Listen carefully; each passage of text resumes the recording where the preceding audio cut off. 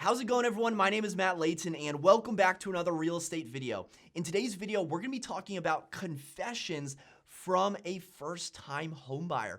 What is it really like to buy a house? What surprises were encountered along the way? And advice for aspiring homebuyers. So if you're a first-time homebuyer, or if you're thinking about getting into the process of buying a property, then this is the video for you. We're gonna be taking a look at an article from Realtor.com about first-time homebuyer confessions. And as a real estate agent that specializes in assisting first-time homebuyers, I'm gonna share my thoughts on whether or not what these first-time homebuyers experienced was normal or not so normal in most markets. So with that being said, let's get into the article right now. The article is entitled First-Time Homebuyer Confessions: How We Beat 32 Other Offers and Got the House. Wow, what a headline. And I want to start by saying you're probably not going to have to compete against 32 other offers. The most I've ever competed against was 18, but depending on where you are in the country, multiple offers are common, and if you do come across them, it'll most likely be anywhere from 2 to 5 offers that you're competing against versus 18 or even 32. But before we get into the multiple offers, we need to start at the beginning. This couple is living in Boston and they're looking for a 3-bedroom home for their family, and the first question that they're asked is why? Why did you decide to buy a house? And this is where we need to start with first-time homebuyers, because I see a lot of answers being thrown out there. Oh, I want to buy a house because rent is throwing money away. Or I want to buy a house because I want to start building equity and real estate always goes up. And that's nice, but the reality is your answer should be deeper than that. For example, this couple knew that they needed to buy a house for their growing family because they both couldn't work at home in their apartment. That's a good answer. Now, I'm not the one to pass judgment on what is a good answer and what isn't a good answer. I don't really care. However, a study did come out recently that said 63% of millennials had regrets. And what I've seen with first-time homebuyers is they feel like they're supposed to buy a house, or they see all their friends buying a house, or their parents have told them they should buy a house, when in reality, they would have been much better off renting for a few more years before purchasing their first property. Moving on, the next question that these buyers were asked is, what was your down payment amount? And these buyers actually saved for 3 years and put down 20%. While 20% is ideal, it is no longer necessary. In fact, a majority of the first-time homebuyers that I work with put down less than 20%. They're putting down 15, 10, 5, 3.5, even 0%, depending on the first-time homebuyer program, or if they have a VA loan. So depending on your income, the state you're in, and programs available, there are going to be opportunities for you to put a very low down payment amount. So I definitely see a lot of first-time homebuyers putting down less than 20%, somewhere in the 5, 10, 15% range. And if you're looking to only put down 0 or 3.5%, depending on factors, there may be programs available for you. Now, one question you may have is, should I wait until I have 20% down, or should I just put down, let's say, 10 or 15%? And that's a very difficult question. You know, as a realtor that sells houses, I'm gonna give you my best unbiased opinion, and the answer is, it depends. Let's say you have 10% down and you're thinking about saving up to 20% down. And let's take the article, for example, and you wait 3 years to save up that money. And what if the price has gone up for that property in those 3 years and you've missed out on all that appreciation? And in the meantime, you've been renting, you haven't really gotten anything back for your money. Well, that's an example where let's compare that to getting in at 10% down 3 years ago, having all that appreciation, and once you have the money for it, you refinance your loan, get a lower down payment, get rid of the PMI, the private mortgage insurance, and now you have all that appreciation and a lower down payment. So there's definitely an argument to be made whether or not you should wait and save 20% or whether you should get in immediately. And you know, my goal when working with clients is I want you to live comfortably. If you're just gonna buy a house and be stressed out all the time about the payments and your margins are really thin and you don't have an emergency, well, that kind of defeats the purpose of buying a property and the joys of owning your first property. My advice is to have an emergency fund of money that you're not touching, and then once you feel comfortable with that amount saved, use your other funds to go towards the down payment, even if it happens to be less than 20%. The next question they asked this couple is how many houses they saw in person versus how many offers they ended up writing. Now, they saw 10 houses in person and they ended up writing 5 offers. And this number shocked me, the 10 number. I was so surprised that they only saw 10 houses. It seemed like a low number to me. And there is a dichotomy here because you don't want to go out and see every single house that maybe kind of, sort of will work for you, because then you're out seeing 100 homes that none of them will work for you.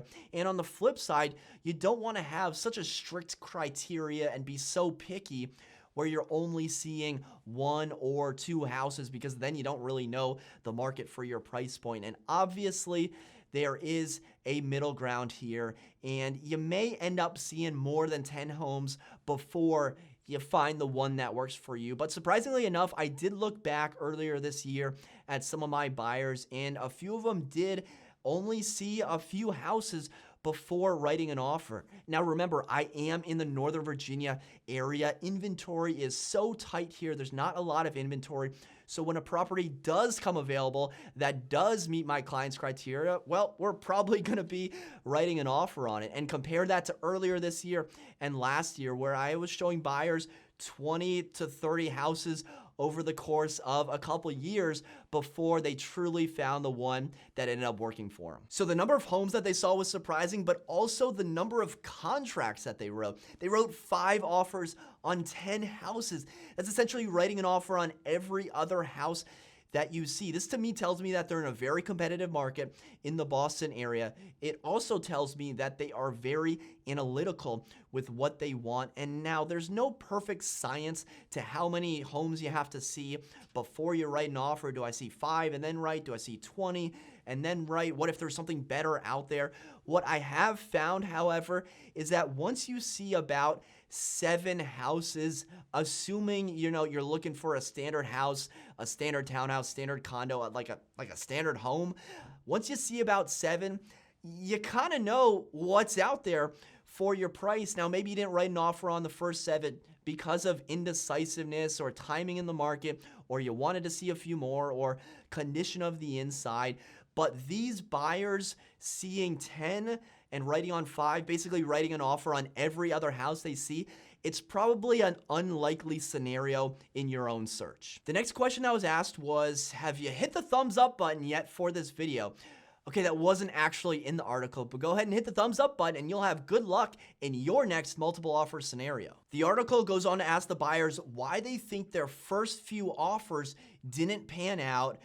And I absolutely love their answer. They said, in the beginning, we had this HGTV idea of what a home buying experience should be like. And that, to me, folks, is the problem. You see all these shows on HGTV, you see $1 Million Listing, you see Selling Sunset, and that is not an accurate representation of the home buying process. On Selling Sunset, all you see are oversaturated drone shots, outfit changes, and maybe they'll throw in a rooftop of a $30 million property in Beverly Hills at the very end of the episode. Guys, that's not real estate. It's reality TV, but it's not reality. The couple says, we'd go $10,000 above asking price and realize that we weren't even in the running. And unfortunately, this is accurate for a lot of markets in the United States. I was surprised at how competitive the market is right now. We kept making offers on houses after seeing them for a few minutes, and we still kept getting outbid.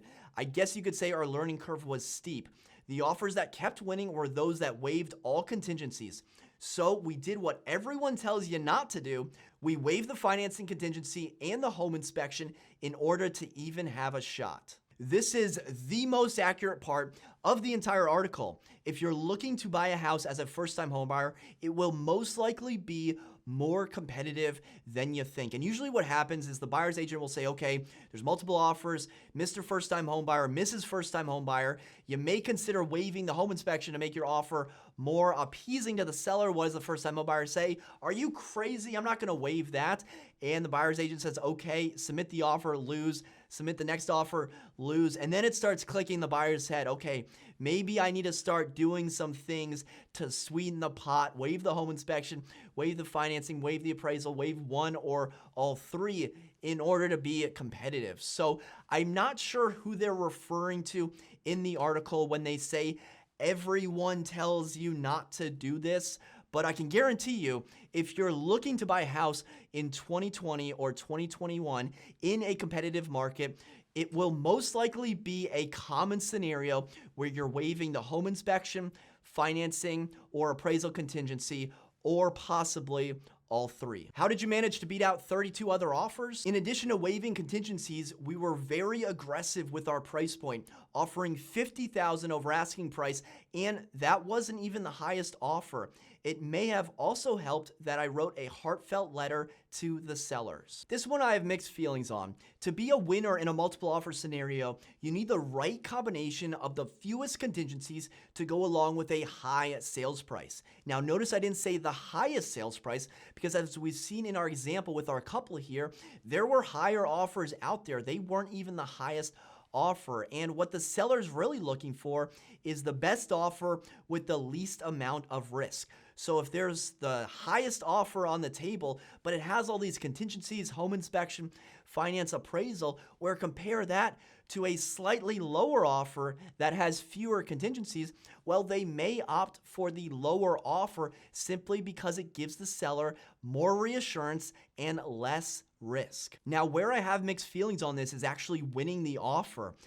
And you may be thinking to yourself, well, isn't that the whole point, to put in an offer and to beat the other offers? Well, yes, but in this scenario, there are 32 other offers. Think about what you have to do to beat 32 other offers. Think about how much you have to overpay.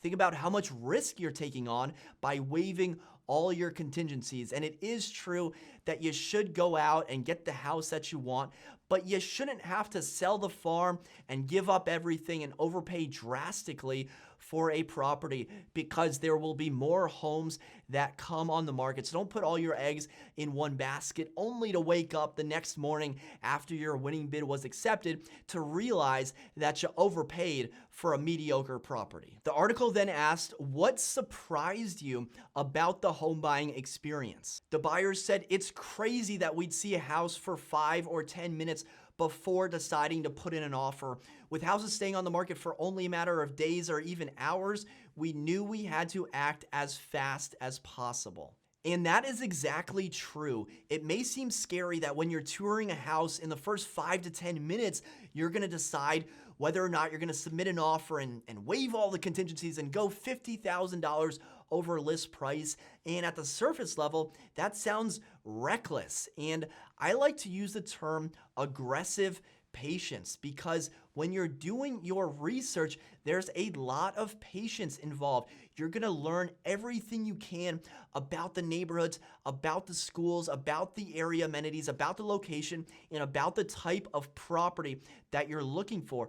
That's the patient part. So when a property does come available and it does meet your criteria, when you're walking through it after you've seen all the online information, all the online 3D tours, video tours, when you're walking through it, you're gonna know it's probably gonna be the right fit for you. And that's when the aggressive part comes in. So you're patient enough to know and understand what works for you. And when one does come available, that is the time to be aggressive. And finally, the first-time homebuyers were asked, what is your advice for aspiring homebuyers? They said, I recommend doing as much research as possible.